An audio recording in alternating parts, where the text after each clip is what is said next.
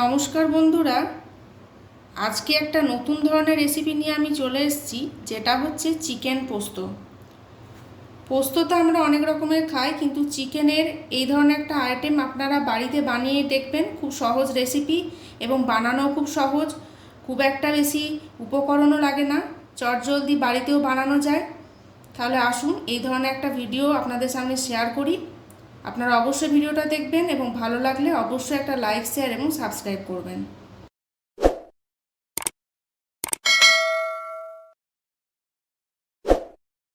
এখানে 500 গ্রামের মতন চিকেন নিয়ে নিয়েছি। চিকেনটাকে ধুয়ে জল ঝরিয়ে আমি একটা গ্লাস কন্টেনারের মধ্যে রেখে দিয়েছি।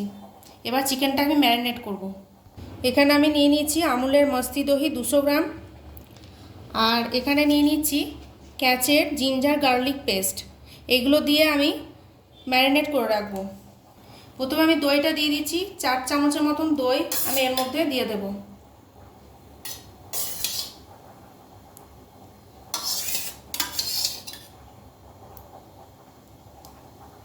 এবার দিয়ে দিচ্ছি ক্যাচের জিঞ্জার গার্লিক পেস্ট।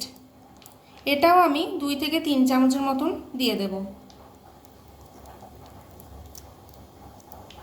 আর দিয়ে দিচ্ছি 2 চামচের মতন সর্ষের তেল। আর এমডিএচের একটু রেড চিলি পাউডার এর মধ্যে দিয়ে দিচ্ছি। এটাও আমি 2 চামচের মতন দিয়ে দিচ্ছি। যেহেতু আমি পোস্ত চিকেন বানাবো, তার জন্য আমি হলুদের পরিমাণটা কম দেবো। আমি ছোটো চামচের 1 চামচের মতো হলুদ গুঁড়ো পাউডার দিয়ে দিচ্ছি এর মধ্যে। এবার সব উপকরণগুলো দেওয়া হয়ে গেছে, এবার আমি মাখিয়ে নেব। দেখুন চিকেনটা আমার মাখানো সব হয়ে গেছে। আর ম্যারিনেটের জন্য আমি 1 ঘন্টার মতো এটা রেখে দেবো ঢাকা দিয়ে। চিকেন পোস্ত যে মেন উপকরণ পোস্ত, সেটা আমি বড় চামচে 4 চামচের মতো নিয়ে নিয়েছি, আর নিয়েছি 2টো কাঁচা লঙ্কা। এবার এটার একটা পেস্ট আমি বানিয়ে নেব।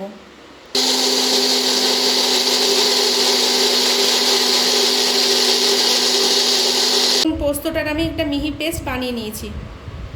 গ্যাসের ফ্লেমটাকে অন করে একটা কড়াইয়ের মধ্যে কিছুটা সর্ষের তেল নিয়ে নিয়েছি। তেলটা গরম হয়ে গেছে, এবার আমি আলুগুলোকে ফ্রাই করে নেব। এখানে আমি 2টো মিডিয়াম সাইজের আলুকে কেটে নিয়েছিলাম, এগুলোকে ফ্রাই করে নিচ্ছি।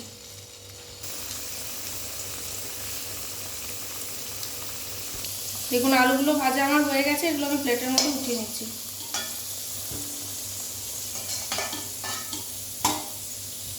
এবার ওই তেলের মধ্যেই আমি দিয়ে দিচ্ছি পেঁয়াজ, রসুন, আদা বাটা আর লঙ্কা, কাঁচা লঙ্কা একসঙ্গে পেস্ট করে নিয়েছিলাম। প্রথমে আমি ম্যারিনেটের সময় আদা রসুন বাটা দিয়েছিলাম, এখানে আমি অল্প পরিমাণে আদা রসুন বাটা দিয়েছি, বেশি দেবো না, আমি অল্প পরিমাণে এটা দেবো।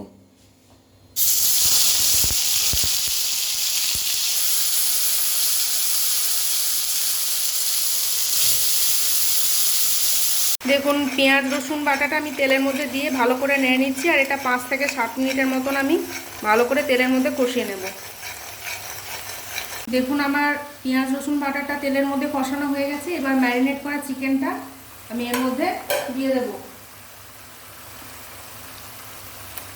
ম্যারিনেটে আমি সব মশলা আগেই দিয়ে দিয়েছি, বিশেষ কিছু আর দেওয়ার নেই। এটা দিয়ে ভালো করে আমি কষিয়ে নেব।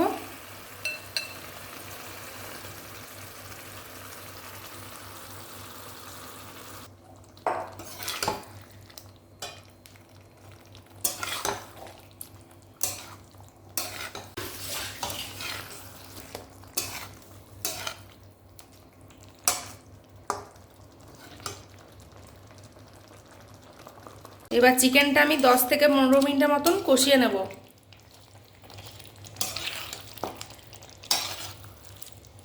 আমার চিকেনটা কষানো হয়ে গেছে, আর এটা খুব মিডিয়াম আঁচে এটাকে করতে হবে, যেন তলায় লেগে না যায়। এবার আমি এর মধ্যে দিয়ে দেব মেন যে উপকরণ পোস্ত বাটা, সেটা আমি এর মধ্যে এবার দিয়ে দিচ্ছি। এটা প্রায় আমার কষানো হয়ে গেছে, এবার পোস্ত বাটাটা আমি দিয়ে দিলাম এর মধ্যে।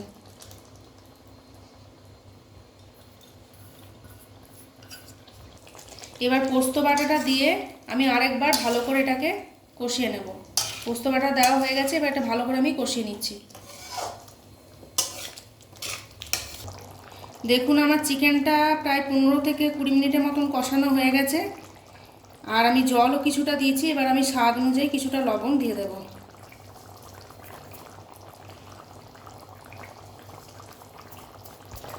দেখুন আমার স্বাদ মতো লবণ দেওয়া হয়ে গেছে।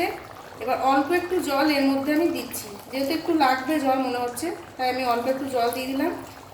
দেওয়ার পরে যে ভেজে রাখা যে আলুটা এবার আমি দিয়ে এটা 5 মিনিটের মতন কষিয়ে নামিয়ে নেব। এটা আমার হয়ে এসছে প্রায়। ভেজে রাখা আলুটা আমি দিয়ে দিলাম এর মধ্যে।